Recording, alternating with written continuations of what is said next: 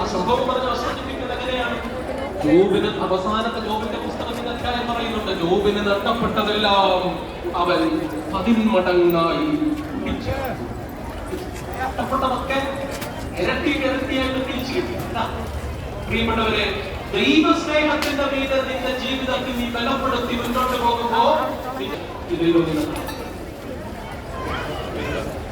ഇതാണ് സഹനങ്ങളിൽ ഒരഞ്ഞു പോകുന്ന വിശ്വാസം.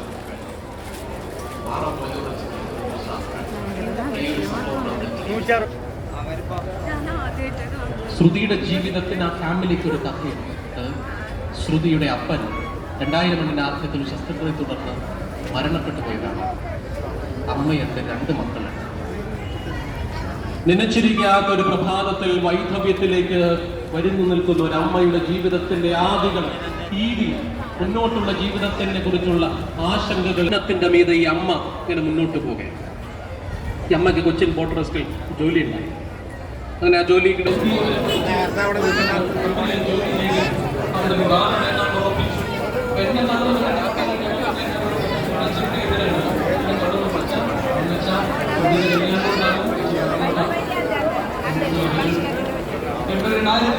സെപ്റ്റംബർ മാസത്തിൽ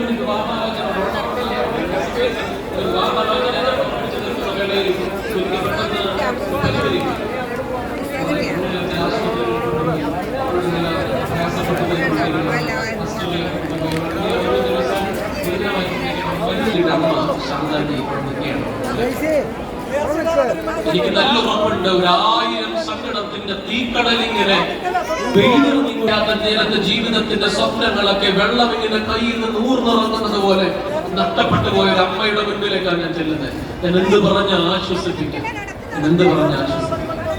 എനിക്ക് നല്ല ബോധ്യമുണ്ടായി.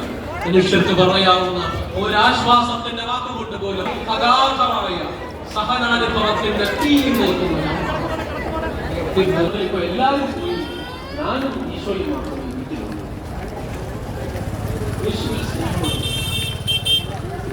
ഇത് കേവലമായ ഭൗതിക സമൃദ്ധികളുടെ മധ്യേ പിടിച്ചു നിൽക്കുന്ന ഒരു വിശ്വാസം. ഈ അമ്മ എന്തിനെ പ്രതീക്ഷിച്ചു ഈ ലോകത്തിൽ ജീവിക്കുന്നു? പിന്നെയും ഈ ലോകത്തിന്റെ ജീവിത വഴി മുന്നിട്ട് പറയുകയാണ്, യേശു ക്രിസ്തുവിൽ എനിക്ക് പ്രത്യാശയുണ്ട്. എന്താ കാരണം? അത് കേവലമായ എന്തെങ്കിലും കാര്യം എന്റെ ജീവിതത്തിൽ സാധ്യമാകുമെന്നുള്ള കേവല യുക്തിയുടെ ന്യായമല്ല, മറിച്ചതാണ്. അത് എനിക്ക് യേശുവിനോടുള്ള അഗാധമായ സ്നേഹം. റോമ 8:28 നമ്മൾ വായിക്കില്ലേ, ദൈവത്തെ